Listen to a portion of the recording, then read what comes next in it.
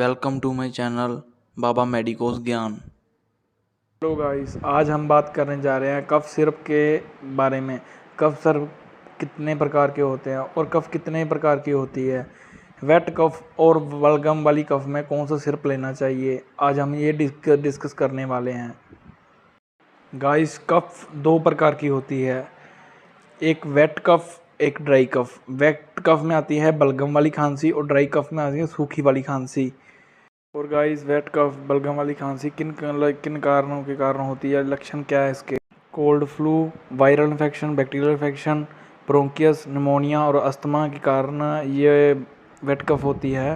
Guys, आती है dry cough, ये सूखी खांसी, ये होती है एलर्जी, पोल्यूशन, ड्राइनेस इन trachea, throat, bacterial viral infection के कारण ये होती है।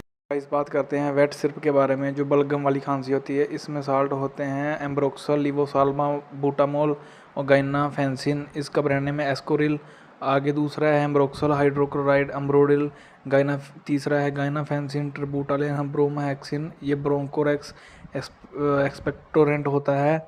इसका यूज़ है हमारा, ये जो बलगम वाली खांसी को ये हमारे फेफड़ों में से बाहर निकालता है और पेन में बहुत यूज़ होता है। रनिंग जैसे नोज़ हो, इचिंग हो रही हो, ये बहुत बेटर है हमारा कफ के लिए सिरप्स। इसके ब्रांड नेम है एस्कोरिल, एसएस, एम्ब्रोडिल और ब्रोंकोरेस। तो बहुत ही मार्केट में बिकता है, इसका बहुत पॉपुलर ब्रांड है। आगे आता है ड्राई सिरप, सूखी खांसी। इसमें होता है पहला है इसमें डेक्स्ट्रोमेट्रोफोन, क्लोरफेनेरामाइन मैलिएट और फिनाइलफिरामिन। ये इसका ब्रांड नेम है चेरी कफ सिरप एलक्स। और हमारा आगे आता है एम्ब्रोडिल डी। इसका यूज़ होता है हमारा ड्राई कफ में, जो हमारे थ्रोट इरिटेशन, रनिंग नोज और इचिंग, स्नीजिंग और वाटर आइज़ में जब वो हो तो आप ये सिरप यूज़ कर सकते हैं डॉक्टर से कंसल्ट कर। ये बहुत बड़े ब्रांड के सिरप्स हैं जो हमारे कफ सिरप में यूज़ होते हैं। आपको मेरा वीडियो कैसा लगा, आपका दिल से धन्यवाद। वॉच करने के लिए सब्सक्राइब कीजिए, फॉलो कीजिए और लाइक कीजिए।